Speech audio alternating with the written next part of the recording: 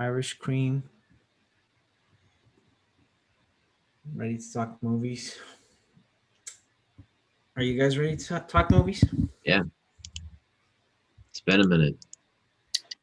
Ready to talk the first 2 hours and 40 minutes of this movie. Irish Wow. Cream. Okay. Well, let's do it.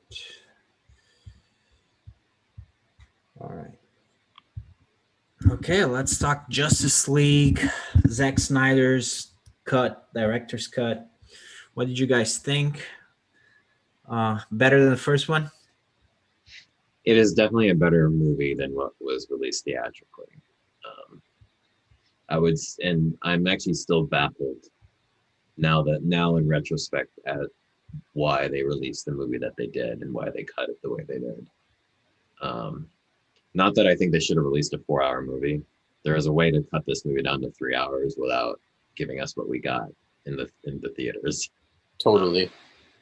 So, Namely, everybody but the Flash all the slow mo needs to be taken out. that was like the first thing I wrote down in my notes. It's like, there's an insane amount of slow-mo for no reason. I mean, you got to the scene where Lois Lane slow motion puts a cup of coffee on a car. Like, Yeah, it was like, seriously? That's when you know it's too much. Yeah, that's really funny. right. Like, I understand Barry's like arc being slow-mo because he Yeah. moves really fast, but like everyone else does not need slow-mo. Yeah, no, I think you could easily cut a lot of, at least by speeding up some scenes. But anyway, that's my first comments. Your guys. I loved your comment on the Lois Lane. Yeah, I mean, I feel like you could trim 20 minutes off of this, like right off the bat, if you just like that was like play the 5 slow-mo minutes. scenes at normal speed. Yeah. You can cut 5 minutes of Lois Lane having tea. Yeah. Yeah, there are like a bunch of little bits in this movie that don't need to be there. Yeah. You know, one that I really liked that was completely unnecessary, but I loved it. It was the Aquaman. It was so weird. You know, when Aquaman is doing like the thing with it's like a shampoo commercial, you know, because like Oh yeah. moving his hat, you know, you can see slow motion, the wind, the waves, and his, you know, beautiful hair, and the women singing before that. It was so bizarre. It was like it was certainly not something you see in a normal superhero movie, but Yeah.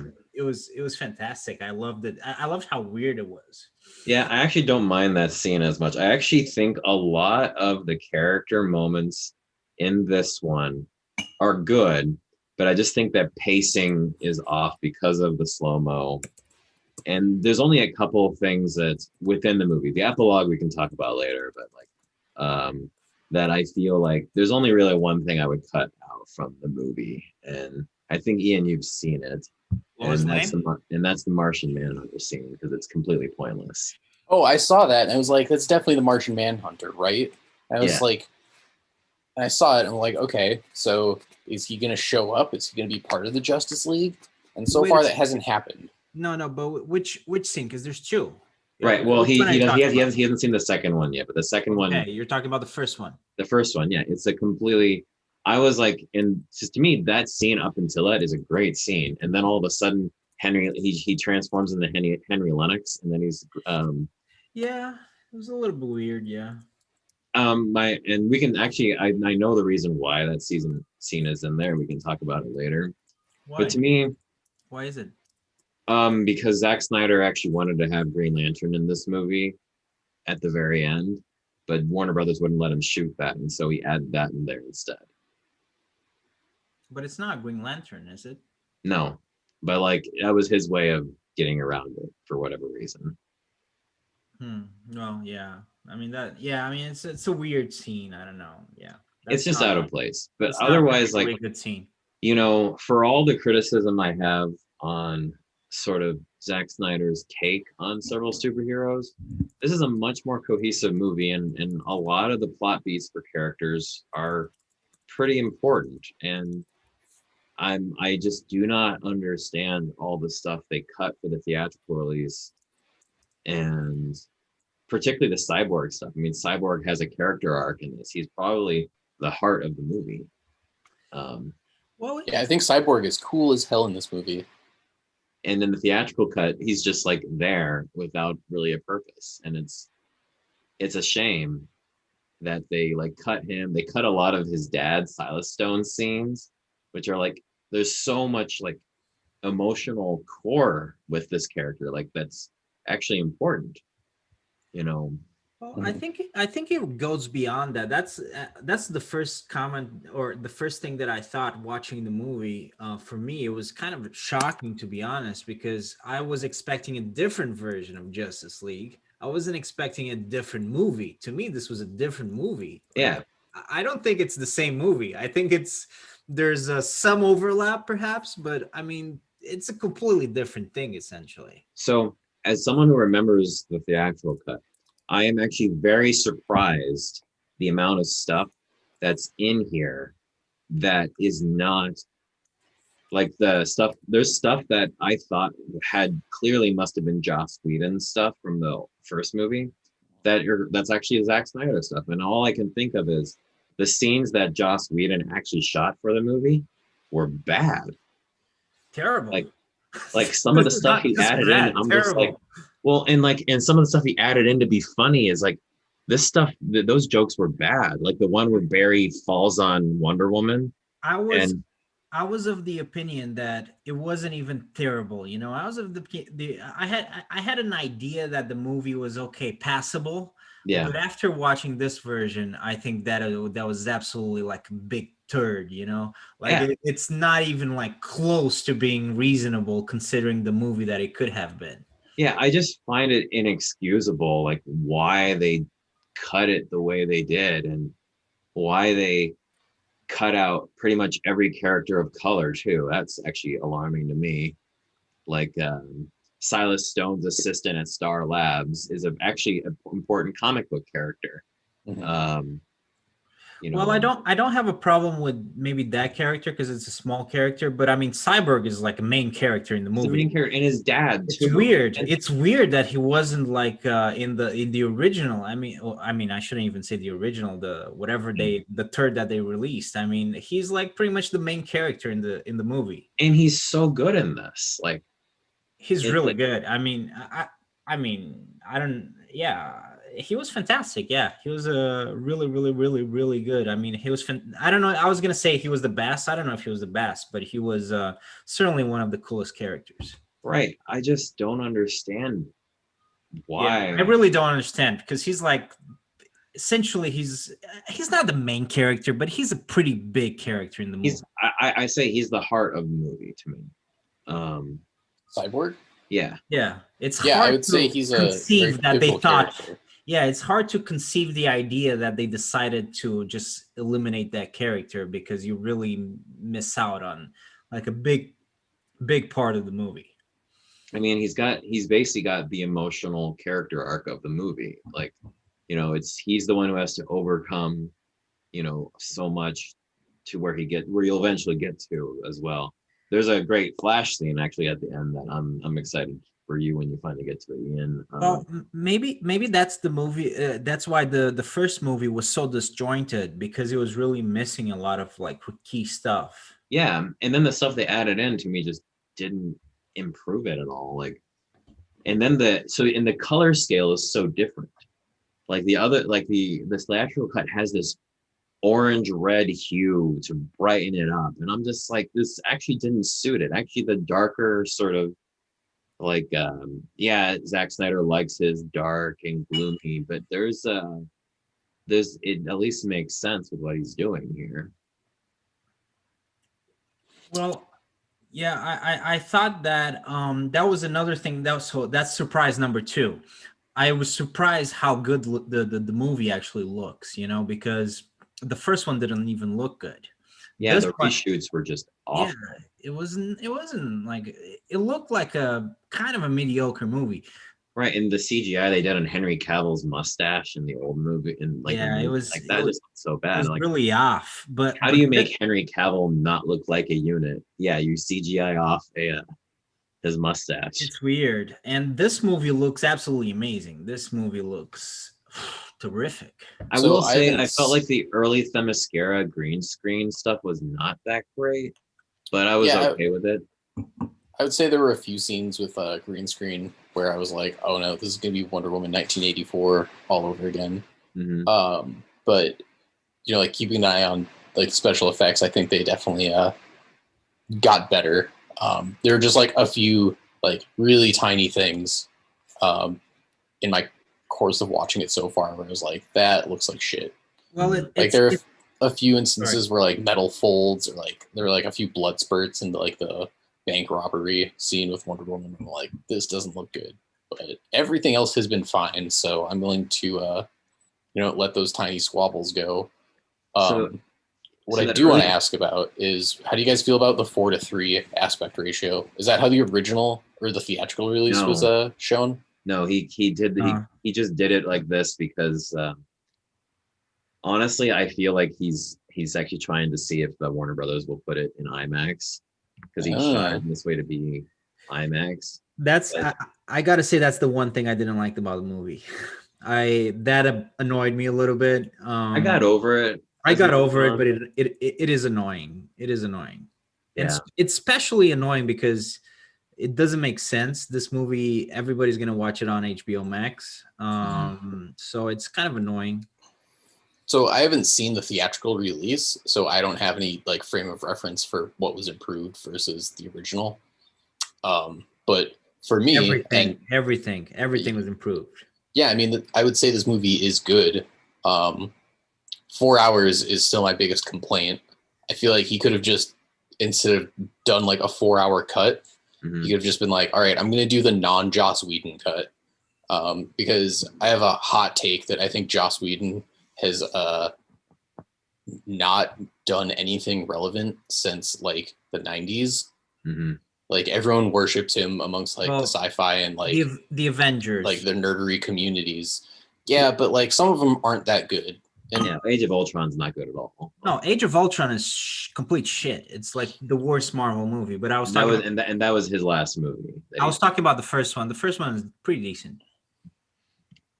Yeah, I would say, I think so. There are definitely things that he added in to this, but it does feel like this movie could have been a 3 hour movie without too much changes. I'm not a fan of a lot of the epilogue stuff, but and I could have done without it. I like everything in the movie, even the Lois Lane, making tea. I like that. But or having tea or But whatever like, you're doing. it just, to me, it's pointless to have slow mo for. I mean, the early Wonder Woman scene actually has a moment where she's like doing really fast motion action, and I'm just like, that's perfect. Have everyone do that kind of action, and just have Barry do slow Well, motion. no, but I'm not even disagreeing with you guys. I'm just saying that I like it, but Yeah. I mean, Oh no, I agree with you. I mean, I think that certainly you can cut, here and there. I mean, obviously you don't need the tea scene or the coffee, yeah. My and a bunch of other scenes. I mean, small scenes you don't really need them. Like the Martian Manhunter, you probably just like You cross didn't that need him, and also altogether. it, Yeah. it creates a moment where at the end of the movie, this is a, but like, yeah, you kind of was like, You don't need that scene at the end of the movie either. So, yeah. yeah, you cut those little scenes and you end up with the movie that is like 3 hours and maybe 30 minutes. That's a lot more palatable already than 4 hours. So I will say that like what this movie may also prove is that maybe we'd be better off if Warner Brothers just makes really cool mini-series related events to their properties and puts them on and streams them, because 4 hours is more palatable as a mini-series kind of thing on HBO Max rather than in theater.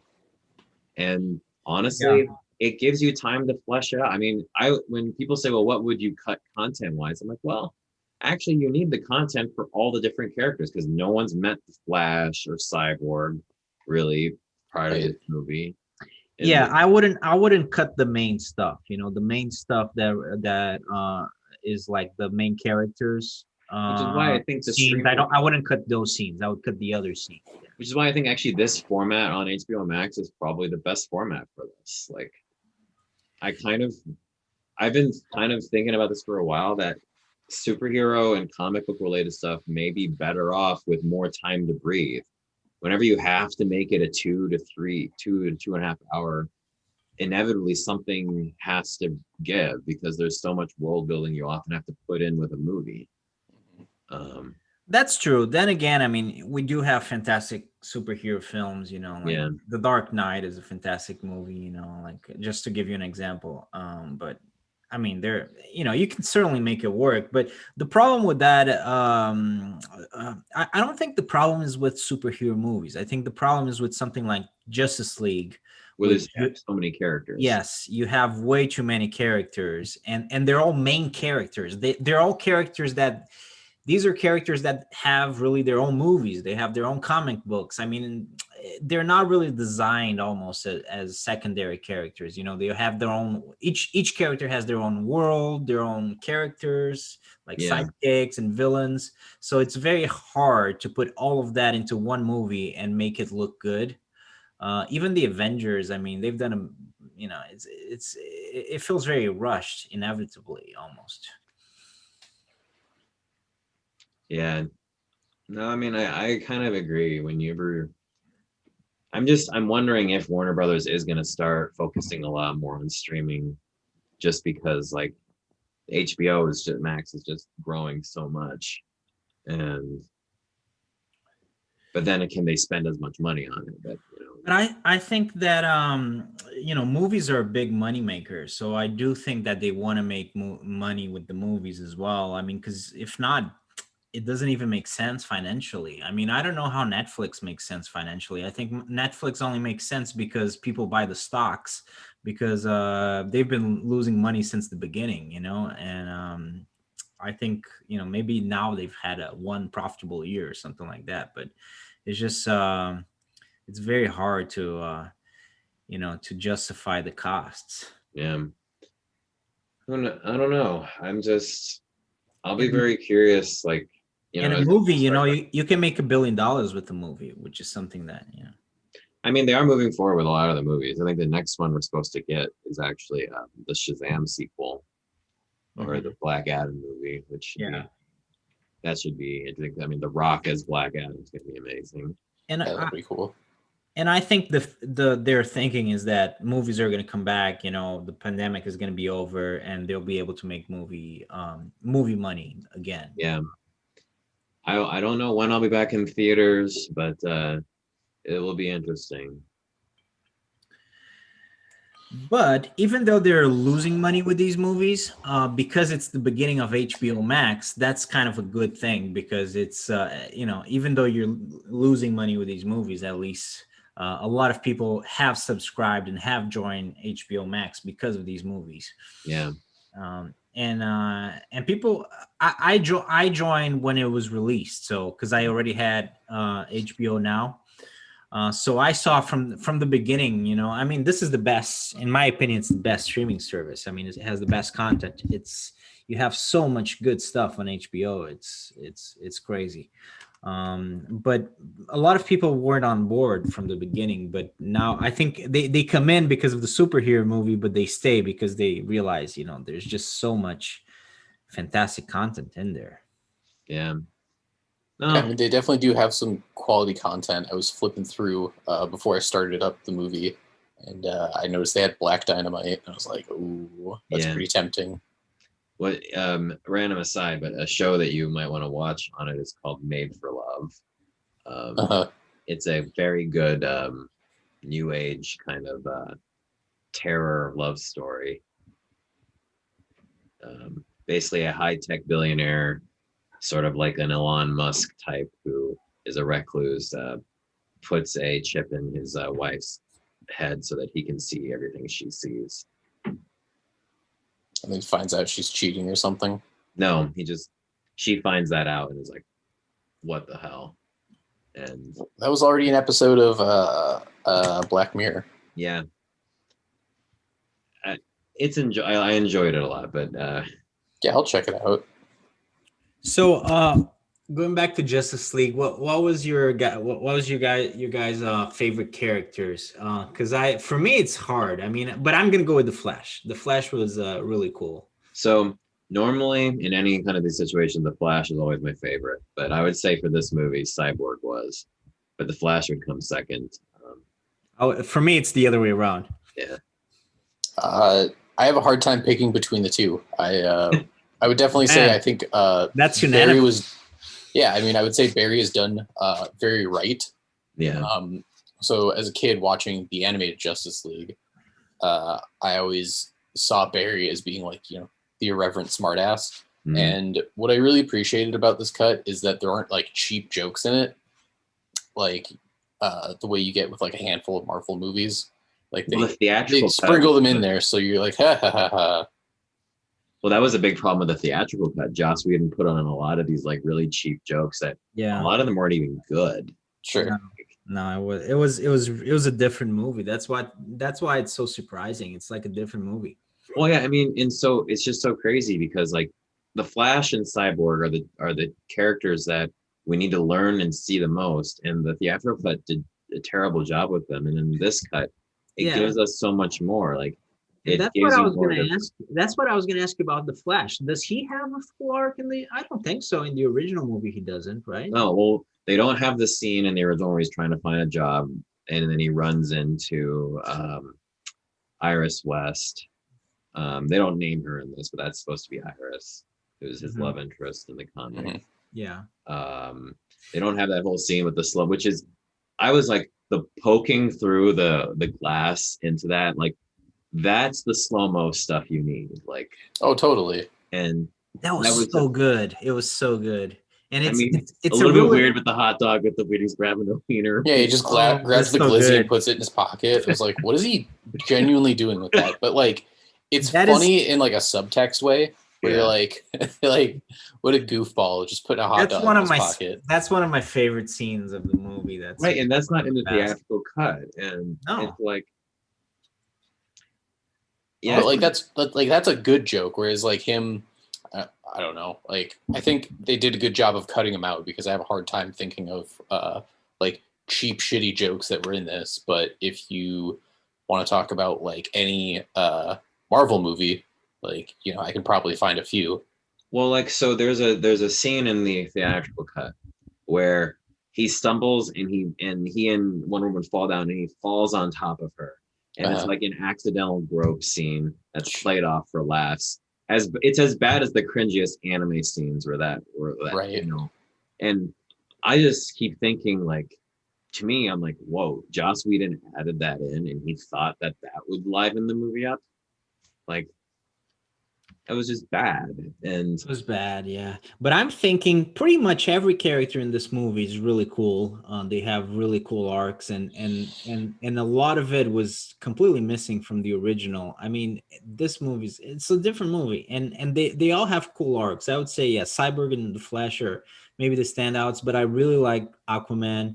I really liked Wonder Woman. I really like Batman. Superman, so because he's absent in a lot of it, but he's absent for most of the movie. yeah. So What wouldn't I will say is that, fantastic, so I'm gonna bring up some other scenes that were put in the old one as to why things started the way they did. Like the old movie starts off with Batman fighting a parademon in Gotham, and then he defeats him and he like explodes on a wall, and then some text shows up that like is ominous and explains what's gonna happen. Like that's how ridiculous the theatrical cut starts. oh man. Now, not that I actually find the start of this one all that great. That Superman screaming, waking up the mother boxes, I think is kind of stupid. Like I was like, they could have woken up at any other time in history when Superman wasn't on the planet. You know, if truly his demise is what they're like, oh, Steppenwolf, you can now come to Earth now and do all this. Like, I'm like, that was dumb. But That's a it's good still point, much better. It's Good so point. much better than what was there before. Yeah. They kind of, yeah, that's a big plot hole. I hadn't thought about that. Yeah. I mean, and Wait, then something this that one I wasn't didn't. in the theatrical cut is the entire scene that Diana explains what happened in the past. Yeah. Like the whole thing of Earth's. Really, they cut that? That wasn't in Yeah. the 3 act. That's like an important scene. Yes. Honestly, this movie actually makes sense. The first one didn't make sense. That's the biggest difference. From what I remember in the old movie or in the theatrical cut, Diana just like has a 2-sentence explainer and just says that like Earth's warriors banded together and fought off. And like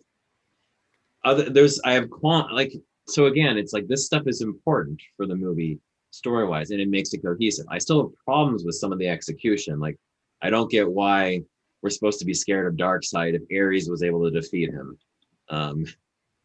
When Wonder Woman defeated Ares, of course. So like there's some explainer stuff they need to make that more important. Like as a comic book person, I'm like, well, you can explain that, and like that's actually before Darkseid became Darkseid, when he was when he hadn't gotten the Omega Force. And other silly things like the fact that not only are the mother boxes here, the anti-life equation is here. Like these are quibbles I have that are like writing wise, but overall the movie makes sense together, even with these quibbles that I have with it. And so it's surprising to me that they cut out something like that, because that's a great explainer scene. It even introduces Green Lanterns for you with the one he murders, which holy crap, he just murdered a Green Lantern. Yeah, just like willy-nilly. And like, you know, it's just like that's a good scene. It's a straight out of Lord of the Rings style, you know, like past. Yeah, that was clearly the inspiration, wasn't it? Right. And like, you know, as much as I can complain about logistical consistencies within the scene, why do you cut that? Other things that I'm trying to remember, like what do I remember that also was? I think we just need to get past the fact that they completely Joss Whedon completely killed the movie, and I think it's not just him. I think his Warner Brothers was just like they were worried that this movie was going to be bad, and then when Snyder had to step away due to a tragedy, they basically took the movie away from him and did it. And it's shocking to me. It makes me want to see actually also the David Ayer cut of Suicide Squad, because Warner Brothers also recut that movie and it was shit. They did? Yeah. I really still like that movie, so I didn't love it, but I did like it. I think it was a pretty decent movie. So I wonder if there was a really good movie in there. Yeah, I wonder that too. Like, I mean, you even said like you didn't mind the original Justice League until you saw that. Yeah, but it wasn't great. Like, I certainly like Suicide Squad better than Justice League. Yeah. Like, I just thought it was mediocre and impassable, right? I mean, I didn't think it was like so bad that you couldn't watch it, or, you know, I thought it was so. Oh, but I just remembered another different scene. So you know the scene I'm complaining about with Martian Manhunter so because it was Martha Kent and Lois Lane talking. That scene is different in the Joss Whedon cut, where they're in the Daily Planet and they're discussing things. She's going to work, but she's doing fluff pieces and stuff, and she's not being a hard-hitting reporter. And some other reporter comes in and mansplains stuff to her, and like it's a very like weird mansplaining sexist moment, which now in retrospect, given how shit we know Joss Whedon is to women, makes more sense. But like, why did he have to have that scene over the one that Snyder cut had? Because up until the Martian Manhunter part of that's a lovely scene between Martha Kent and Lois Lane. Yeah, totally. Yeah. Like, it's a fantastic scene. And then like I felt so cucked because he turns into Martian Manhunter, or she does. And I'm like, oh, okay. Like, Martian Manhunter is going to be important now, and apparently he's not. Yeah, that's an issue I have with Zack's this cut overall is like they actually didn't need Superman if Martian Manhunter was around. Like, you know, they're all like Martian Manhunter is pretty much as strong as Superman. Is he? Yeah, I mean, he's ridiculous powerful, and it also makes me a little upset if Martian Manhunter has been, because actually the actor who they have him as, Henry Lennox, has been in all of the Zack Snyder movies. He's that general that was in the first Man of Steel movie. And so if he's been around this whole time, like, what have you been doing, Martian Manhunter? Like, we could have used you. They could have, you know. Yeah, yeah. I mean, yeah, it is what it is. It's a minor I flaw. know, but Yeah, to me, it's stuff like that I'm like that keeps me from saying this is great, because it's like that just to me says that Zack Snyder just wants to play with all of his little toys and put them all in there without much consistency.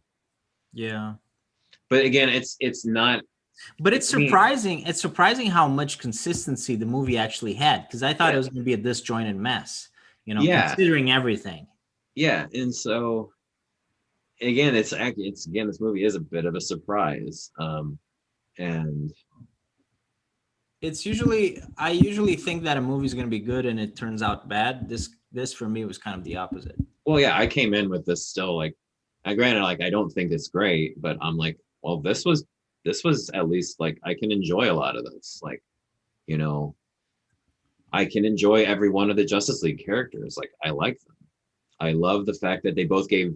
I love the fact that they gave Barry slow motion flash scenes, and Mhm. then also quick cut stuff Like that's high like, speed. Yeah. yeah, like the one where he's saving people from the rubble. Mhm. Like, Yeah, I mean, I think it looks great, and you like get a good feel for the character. Um, and you I feel and I like feel like Batman was kind of lame in this movie. I haven't seen him do anything cool yet. he is kind of just there. Um, Like especially the first time they're fighting Steppenwolf, he like kind of just gets whomped on.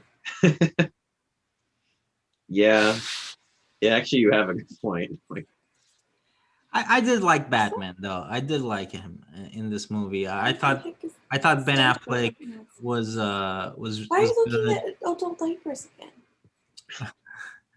Is Emily gonna participate No, she's just disappointed in me. in you? What did you do? I found an iPhone case that has it's just a stock photo of an old man with a crutch wearing an adult diaper, Uh-huh. like as an iPhone case, Okay. and she doesn't find it as funny as I do. oh, Doesn't find it funny.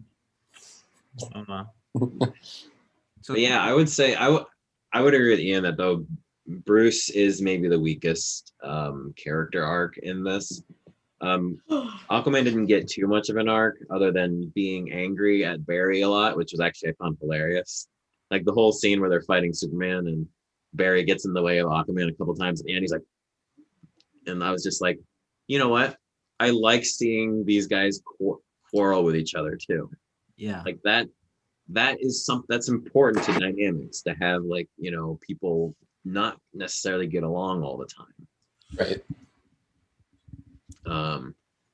Yeah, I liked all the characters in the movie. One thing that maybe I didn't really like that much was the fact that the ending, it doesn't have a definitive ending. It's kind of like open ended. Yeah. I wouldn't go as far as saying it's a cliffhanger like some people described it. I feel that it's not quite a cliffhanger. It's So do we know more of for an sure whether open-ended. this was actually supposed to be Justice League Part 1, or is this Part 1 and Part 2 put together? No, this was part one, but clearly he knew that there was going to be no part two, and he still decided to go with sort of his original idea. And he says it's because it's a genre movie, so he wanted to to follow the tradition of making it like open ended, like setting it up for a sequel. But in my opinion, that doesn't really make sense if you know there's going to be no sequel, to set it up for a sequel. I mean, yeah, you set it up for a sequel because there probably will be a sequel. Yeah. Right? I mean, like, this is clearly set up to have them have a big battle with Darkseid. Yeah, at some point. But it's not like there's a mystery to be solved or something that it feels like super incomplete.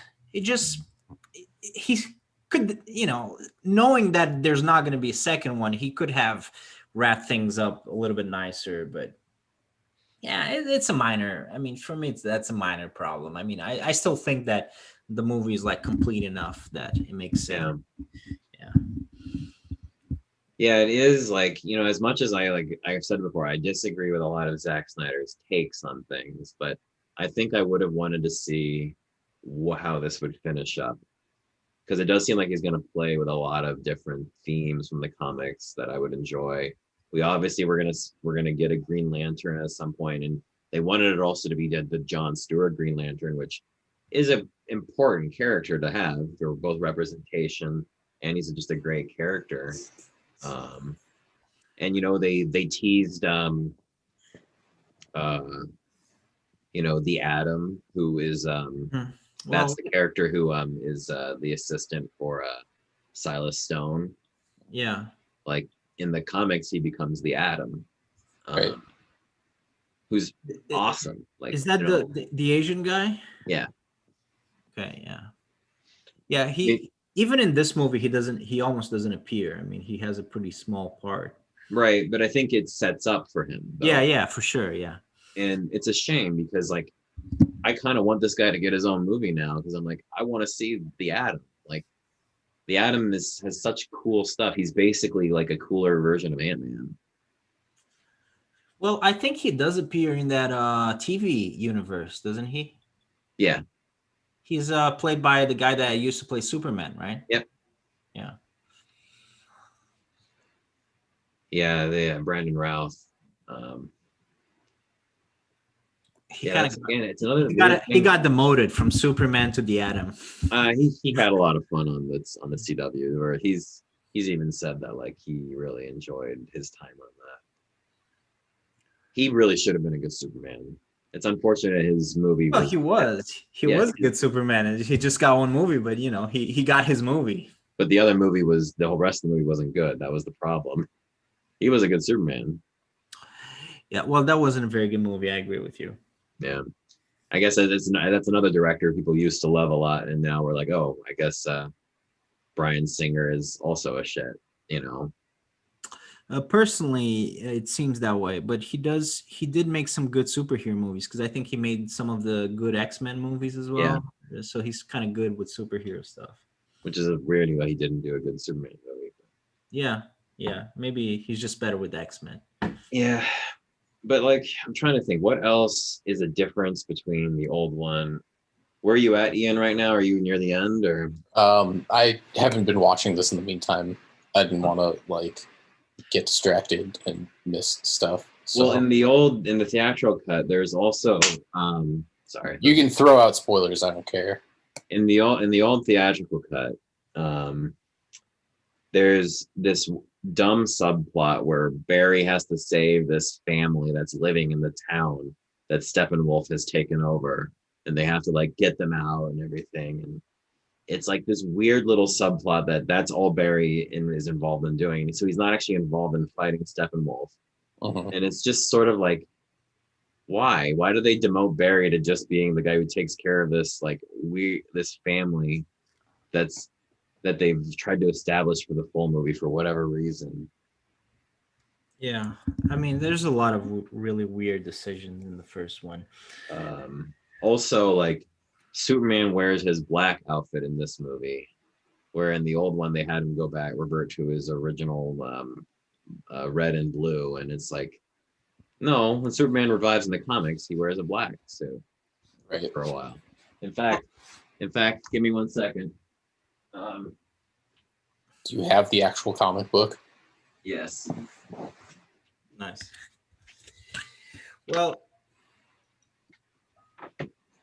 Well, something that I appreciate about Zack Snyder is that I do think he's a good director. But I do like his take on these superheroes, like this like kind of like dark take on it. You don't need to do that. I mean, Yeah, see, oh, Black Suit Superman. This is when he pretty returns. Cool. Also, Steel, Yeah. who's awesome. He He was was a guy named John Henry Irons who tries to help out when Superman is dead, and creates a full suit of like, he's basically creates a steampunkish but like completely high-tech steel outfit, and he fights with a giant hammer, and he flies around wearing Superman's crest. He's an awesome Nice. character. Yeah, no, the black suit. I was Steel. I think they even made this, didn't they? Yeah, they did. They in the I've never seen it. cartoons they did it, and I have. And this is Superman. Yeah, I have that. I have the whole. I have the death of Superman. I have the world without. Um, yeah, I have a lot of. I have a lot of those compendium. I don't have the original releases because, of course, that stuff is too expensive. Yeah. But No, I mean Superman is a great character. He's one of my favorites, one of my favorite superheroes. yeah, maybe you can. Maybe I can let you borrow these. This is great stuff. This is some good stuff. Sure, man. I like that. Yeah. Um, That's why I like, even though I like Marvel, I kind of like DC better because I really grew up reading more DC, and mhm. I still enjoy it more. I really like Batman and Superman and the Justice League. I like that stuff a lot. The Flash. Yeah, remember how I said the Flash is my favorite? Yeah, the Flash is great. I mean, I love the Flash. Look at all these Flash comics. Man, you Oh, got wow. Flashpoint Well, in I there and mean, everything. Yeah, the Flash is a fantastic superhero. He's really cool. I mean, I feel like the Flash is the nerdiest superhero because all of his stuff He is is very nerdy. well, and not just that he's nerdy. It's that like all of his powers just involve stuff involved with pure science, like the Yeah, ability. science stuff. Because And also the Flash was one. He was the first character that got his own TV show, live action TV show. I think. well, no, Do you Wonder remember Woman that had TV one back show? in the day with Linda Carter. Oh yeah, but that was like too long ago. I don't think I ever watched that because that was And before then my there time. was also the Arrow. Adam West Batman. Oh, I did watch that. Yeah, that was really old though. But But yeah, yeah, no, I did watch the syndication of the Batman show, and that was a great show. Yeah, right. But you are right though. There was the show in the starring. '90s. I Yeah, don't think anybody else had any of the other superheroes had a show in the '90s, and it was the well, there was Flash the Superman, show. the Lois and Clark. Oh yeah, that's true. Yeah, it was later. It was later. It was almost 2000, but I think, or Yeah, like second half of the '90s. But it was oh yeah, that show was great. Yeah, yeah. I really like that With show. Dean Yeah. Cain. Yeah, Oh man, it was and so Carrie good. Hatcher. Yeah, I uh, mean, by today's standards, it wasn't good, but back right. then, I thought it was just like the best. I loved But it. yeah, no. But my point about the Flash is that like his powers, there's so many cool stories that they do with it, like the different ways to use because speed fundamentally affects so many things in physics and to allows you so many cool things. I mean, the dude can vibrate his molecules to travel through solid objects. He can, create wind tunnel effects, travel back in time. Um, the effects of which come some of like the craziest. I mean, you mentioned Flashpoint. Mhm. Like there's that's why I'm always excited. That's why this movie made me happy because they did better by Barry Allen this time. Oh, totally. I still Very love good. Cyborg's character in this, but like there's a moment in the end that Barry gets like his true hero moment in this one that isn't in the theatrical cut. I'm just like why did you take this away from him? Like this movie has a moment like it was a moment that kind of moved me because it's like it's the ultimate hero moment that the Flash does where he has to do something to save everybody. Yeah. Because it's I mean, it's the a Flash was powerful great. moment. I thought the Flash was fantastic. Yeah. Yeah, and when you Go watch ahead, go it ahead. too, the way the effects they produce in that is Mhm. fantastic. Like what they do with it. And so it's I just come back to is like why did they do this? Like, there's so much, and I'm still of two minds of this because I'm still upset that this movie happens because people just annoyed the hell out of Warner Brothers online for so long. And I kind of don't like rewarding internet trolling, but it also got us a better movie. And it gave something for Zack Snyder, who I think, as much as I can complain about him, I think he's actually overall a good dude. Hollywood is filled with a lot of bad people. I think Zack Absolute Snyder, scumbags. I yeah, and I think think Zack Zack Snyder is Snyder not one of them. Yeah, because I think when you hear people talk about working with him, like all the actors love him, and they stand He by seems to be every a cool part of him. dude. He seems to be a cool guy. Like people told him, don't go see the movie when they saw what they were cutting to it. They're like, it's not. And so I'm happy for him. I disagree with his takes on things sometimes, but I'm glad that as an artist and as a good dude, he got his due. And I Oh, totally. I hope And that this it's is also I mean it's in the great scheme of things, it's just a movie, it's just yeah, it's not that important, but for him, more than anyone else, it is important because I mean he had a pretty big personal tragedy, and because of that, like very unfairly, they took away something from him that was I mean he worked on that movie probably for like 3 years or something like right. I that. mean, it's a passion of his. Yeah, so He, it was something that he dedicated at least a couple of years of his life to doing that, and not only that, most importantly, I mean that killed his career for a while. Like nobody was gonna hire him again, essentially, for a movie this big again. Maybe Netflix, because they hire everybody that they can get. But no, honestly, I mean, because if there's a free agent, they'll snap the free agent. But I mean, unless he did very well, like with the Netflix zombie stuff, which I'm not sure, it's gonna go is that he way. doing But it? He's doing a Day of the Dead thing. yeah, it's kind of like a zombie movie Oh, that's gonna come out. It's called Army of the Dead. So I Oh think yeah, the original. he's remaking Army of the Dead. That's right. Yeah, but essentially, I mean, it really harmed his career. And I mean, again, it's in the great scheme of things. I mean, he's gonna be, he's probably like rich already. I mean, Yeah. he'll be fine. But I mean, it's unfair, and it was because like something happened that was a personal tragedy, and I think it's just nicer this way for sure. Right. I don't like sometimes how he is unconcerned with people and he's more into this idea of these monolithic, like godlike beings, like being outside of everything else and they can do what they want. But he deserves to make the movies that he sets out to make and not have someone take it away. And I hope that what this helps with is that perhaps maybe this will just let studios get out of the way of their directors. Like, if a movie bombs, so what? You have all this money, like, just let it bomb on its own merits. Don't ruin it and then have it bomb anyway. Like, I think I understand that they get scared a little bit, and I understand that, yeah, if something looks like it's really gonna, go off the rails, okay, yes, you do something about it. But yeah, like you hired the guy because he knows what he's doing, like you would think. So mhm. let him do his thing. Right. And if you don't like what he's doing, Yeah, then you then kind of, yeah, then yeah, you can change one fire him thing or whatever and bring yeah. in someone else. But then also give the next person enough time to make the movie.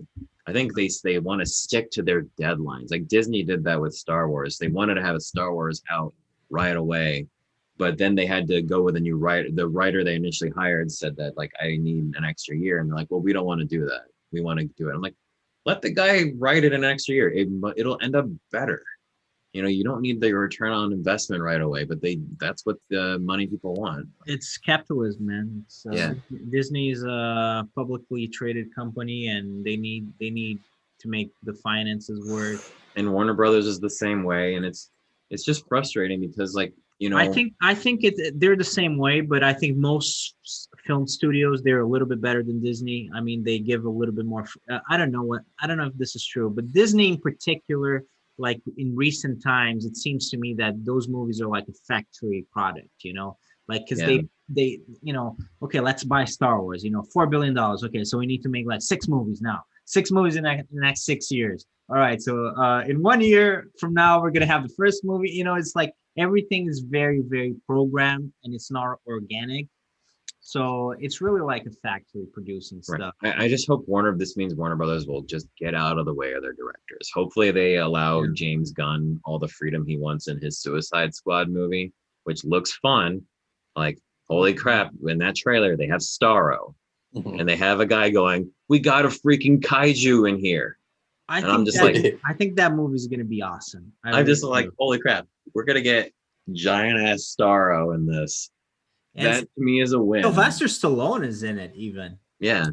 Well, I mean, they're all. It just looks like they're having like a shit ton of fun in that. Like, you know, Pete Davidson is in it as a member of the Suicide Squad. Like, I mean, Warner Brothers, they come up with some really good movies, and yes, they screw up sometimes, but well, like but their screw-ups seem to be more that they just got in the way of the directors. Just let them make the movie. Like, yeah, yeah, and I think a lot of the reason why they're so good is because they hire a lot of the best talent out there. You know, like Yeah. Zack Snyder is really good, and then he was working obviously with DC, which is there's 100 years of great characters in that. Great source material, but they also have Christopher Nolan. They have a bunch of like great talent working for them or with them. It's almost like the old studio system. What Warner Brothers is trying to do. They're Yeah, or trying like, to like snap up the great talent and create a working partnership with them. yeah, I mean, getting Patty Jenkins to do Wonder Woman, getting James Wan to do Aquaman. Yeah, These those are are other that's examples of really talented people. yeah, that's and just let them because and again, let them do what they want because the weakest part of the Wonder Woman movie is that final fight act. Patty Jenkins didn't want to do a big CGI fight at the end of the original Wonder Woman. Warner Brothers like, no, you need a big final act. That's like a big fight. But that's the weakest part of that movie, Yeah. So it's just like maybe Warner Brothers needs to learn, get out of your own way and let the directors do their thing. Like,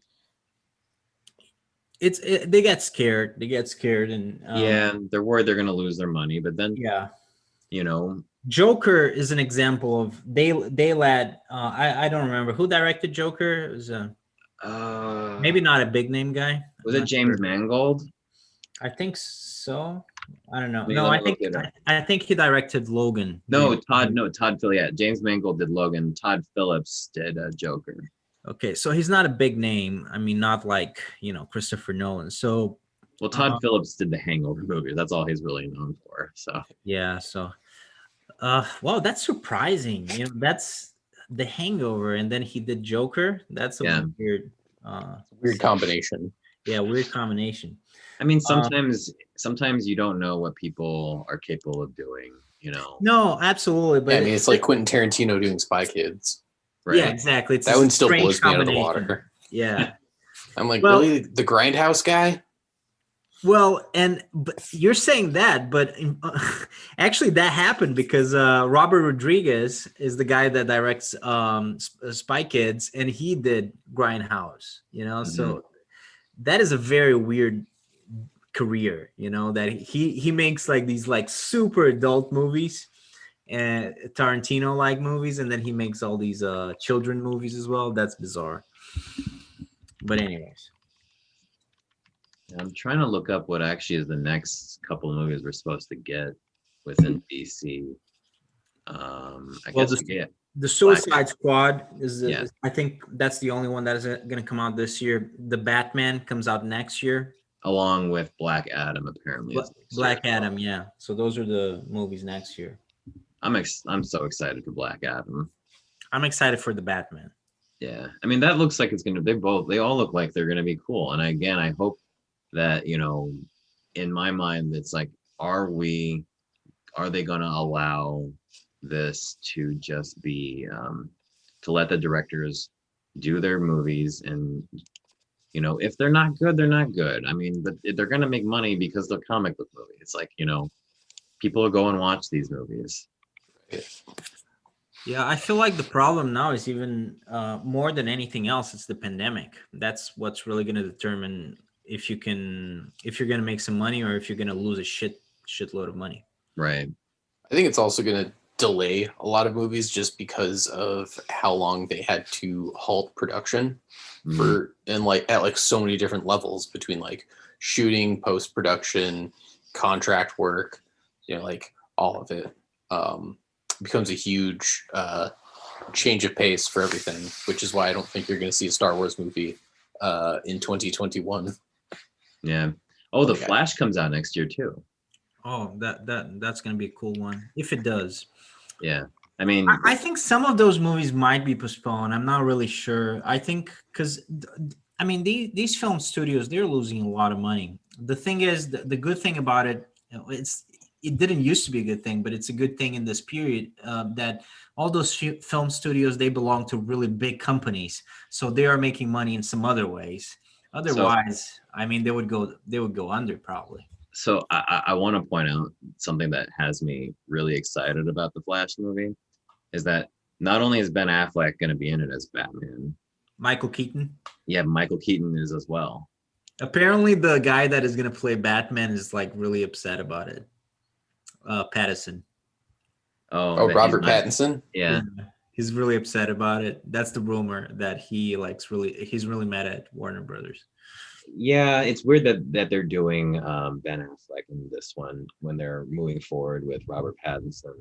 But I just like the fact that we're doing different. Like it seems like they're gonna be having fun with the Flash's powers in that movie, and I'm all here for that. I almost like it's gotten to a point that I almost like Warner Brothers is like completely all over the place with these movies. Like every movie goes into in its own like little direction, like they're not even like doing the same actor. Batman is like three different guys. Yeah, Like it's like all over the place, but it seems to work somehow. Embrace it. Magically it works. DC is the multiverse. Like that's like they're. I can pull you another comic, Crisis on Infinite Earths. They're really embracing that. Yeah, on the TV series, they had a Crisis on Infinite Earths where the Barry Allen on the TV show met with the Ezra Miller Flash from the movies. There was a scene. Yeah, they brought him in for that. It was a big secret and it was a big event. I'm just like, you know what? I hated that because back then we didn't know we had the jet with the Snyder cut. I was like, I hated that movie. I love this. I love that they're allowing this to be a thing. And, just like embrace the multiverse. And, if you want to at some point, do a Crisis on Infinite Earth events and say, okay, we're going to pick and choose what things we decide stay in the universe. That's just, you can just blow it up as many times as you want. I agree. And another thing that I want to say, this just as the one way, and I know I really like this movie, is that I even want to go back and watch Batman versus Superman again. I'm not there. So I know I like this movie a lot. Yeah. I mean, you could consider this like this is the Zack Snyder trilogy: Man of Steel, Batman v Superman, Justice League. Like that's his trilogy at this point. Yeah. I think I think I'm gonna end up liking Batman versus Superman.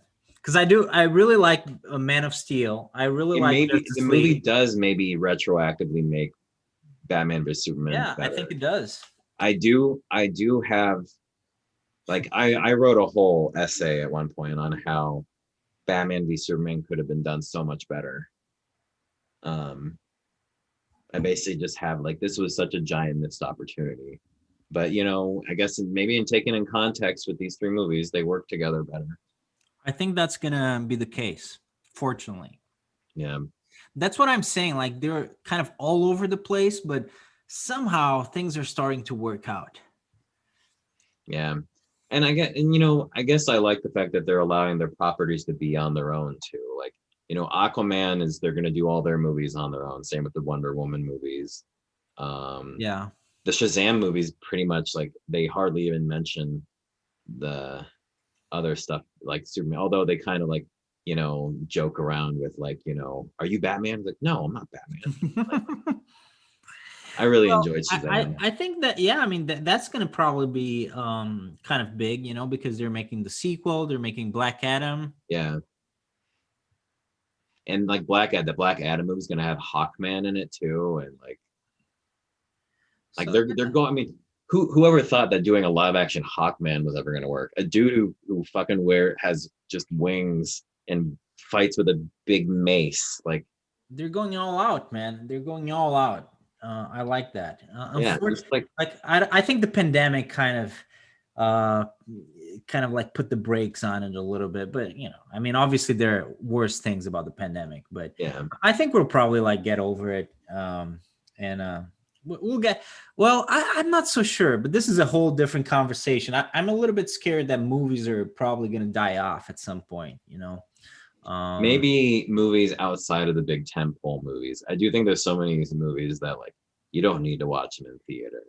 Like we've been doing a deep dive into most of the Oscar nominees to just watch those before the Oscars. I'm Mhm. like, I wouldn't need to watch pretty much any of these in theater. I read this really interesting article. I mean, it's not that interesting, but I thought it was sort of an interesting perspective. And they said that in the article, the guy was saying like there was a big difference after what's the name of that movie? In the late '90s, Saving Private Ryan lost the Oscar to the Shakespeare movie, Shakespeare in Love, I think it was called, and after that, before that, a lot of the films that won Oscar for Best Picture were actually popular movies. Like some of them had big budgets, big actors. And after that, there was a it's almost like that created, okay, so an Oscar movie needs to be like this, like a smaller movie, kind of like artistic. If it can be related to actors and directors and theater, even better. Right. So, and it's kind of true. Like I thought after reading that article, I had to kind of like agree, yeah, before that, and even a little bit after that, you still had like those big movies that won, like Gladiator won the Oscar for Best Picture, but yeah, it really in 20 years, a lot of the movies that won were not like big movies, were kind of like smaller movies that kind of, it's almost like they made them just to win the Oscar because they were expecting a certain kind of movie. Yeah, I still say like the best movie of the last like decade is Mad Max Fury Road. Like, Oh, totally.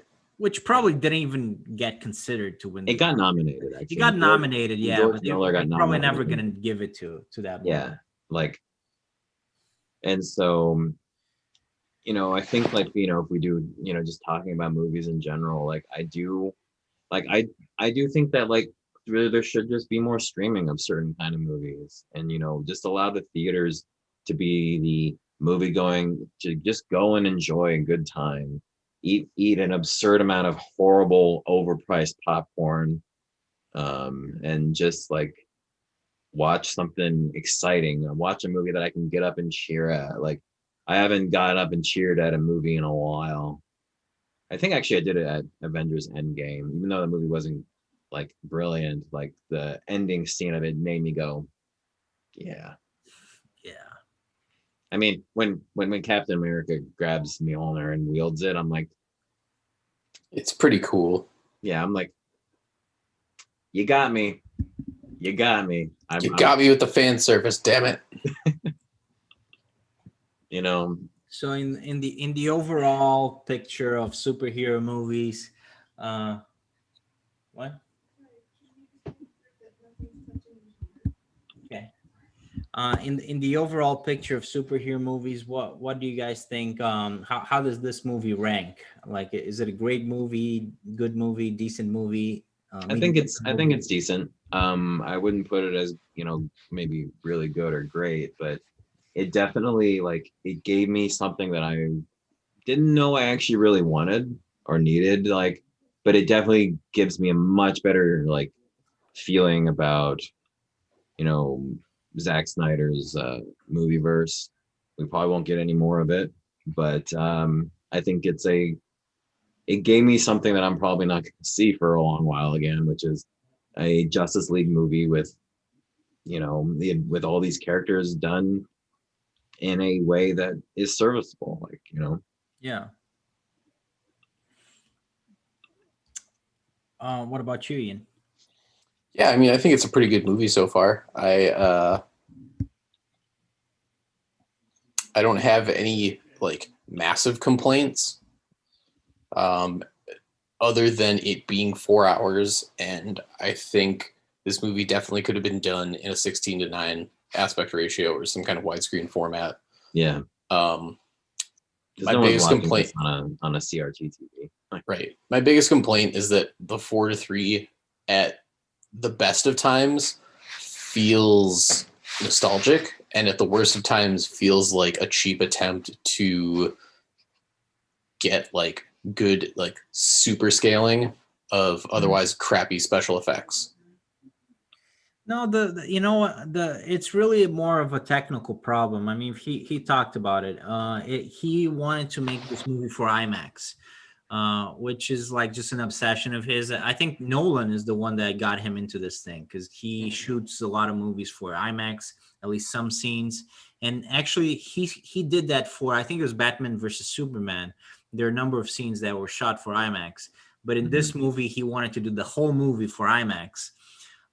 Which still, even if it got released in theaters, it doesn't make a whole lot of sense because what's the percentage of people that actually go to IMAX theaters? It's probably fairly small. But Yeah, I mean, I feel like the IMAX is a hard sell in 2020 when people are already not interested in or less interested in going to the movies in general. And then an IMAX ticket is like, what, an extra $10? Yeah. And you have to go to one of like 2 locations in your state if you're lucky.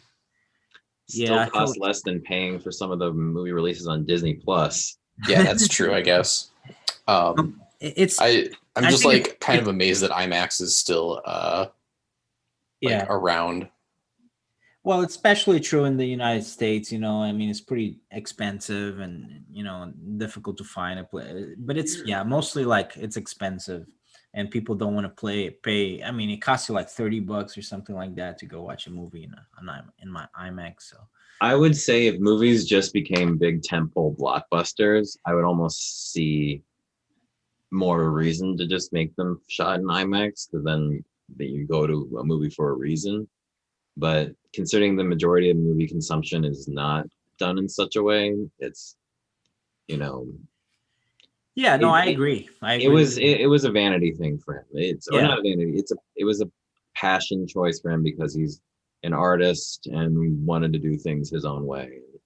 Yeah, it's a passion choice. I understand that. It's just not a very good choice, really, if we're being honest about it. I mean, it's. Yeah, no, I was texting a friend of mine while I was watching this and like, why is this in 4:3? And he's like, thank God, I thought something was wrong on my TV. Like, I got really upset. It really got to me. Like, I was so upset that I couldn't like make it right on the TV, you know. And I Googled this and it says so at the beginning of the movie. Yeah, no, but at the time I don't think I was paying attention. I was getting I wasn't paying attention either. And I Googled it, and then I kept Googling it because I wanted to find a way to fix it, but I couldn't. And that's the thing, Ian, is that there's no way to fix it. That's the problem. They would have to actually come up with a different version. Have to do another release. Yes. Well, they are doing another release, but the another release is going to be a black and white version. They already it's already out there. Just put a black and white filter on if I want that. That doesn't require another release. Well, they already did. They did? Yeah. I'm gonna watch it, man.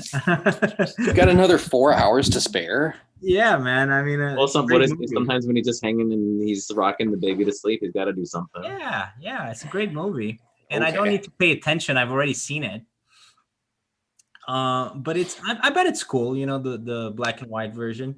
I mean, the black and white silent version of Mad Max Fury Road is actually pretty excellent too.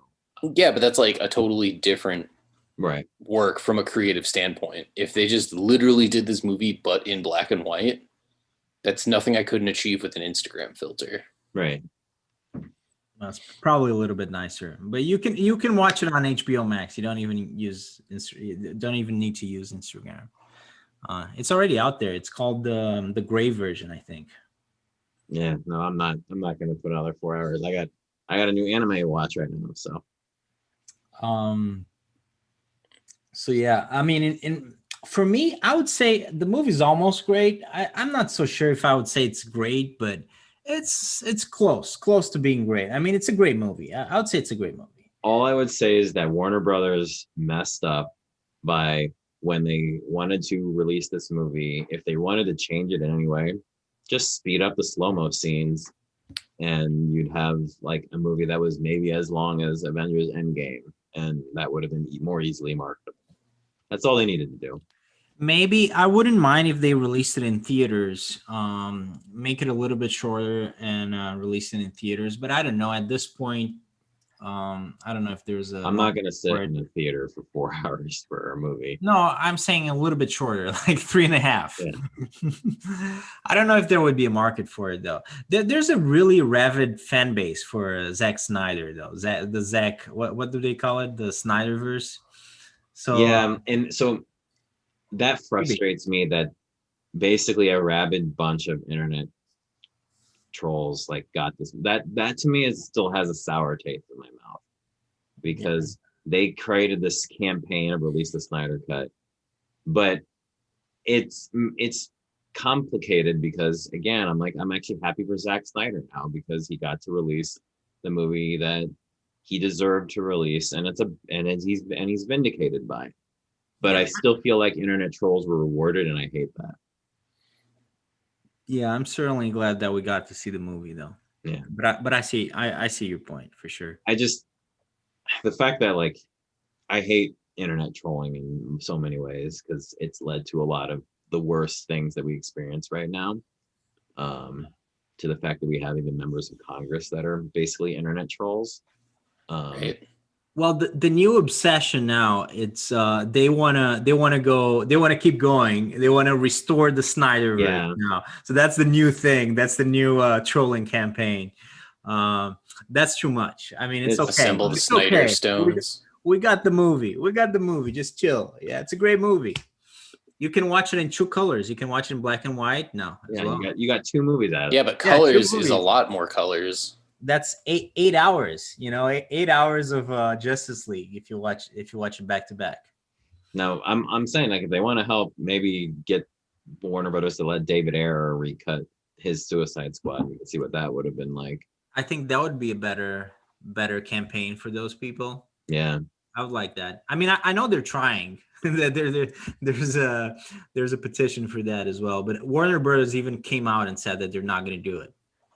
But that makes some sense because there's a Suicide Squad movie about to be released. So it would be kind of it would be weird if they just said, "Oh no, okay, we're going to release a different version of the old one." Yeah. Maybe if they wait a couple of years and then release a special version. Yeah, we'll see. I mean, I think that hopefully Warner Brothers is getting on track here. If they just need to get out of the way of the directors. You hire these people for a reason. Yeah. If you wanted to recut their movies all the time, then just like have the studio execs direct the movie and see how that goes for you. Like, and I heard there's 4-hour cut of Watchmen. Is that true? probably, but that's one that director's that's one I'm always going to disagree with Zack Snyder on his take on that. Like, I'm gonna Google that. I always feel like he missed the point with that. Oh man, I gotta disagree with you on that because I Yeah. do love that movie. Oh, hi, Ronnie. Hey, we got a dog. Hi. Director's cut. Did you go for a walk? Huh? What is it? Well, it's not 4 hours, but it's 3.5 hours. Ronnie. Oh man, you smell like outside. Was it raining? It's supposed to snow. Oh really? Yeah. Ronnie. So Can you look howl for the camera. Can you howl? So there is a Watchmen extended edition. It's 3.5 hours long, Yeah. and it got released in 2019. Yeah. I'll talk superhero movies with you, but I'm not gonna rewatch them. I was Watchmen. Yeah.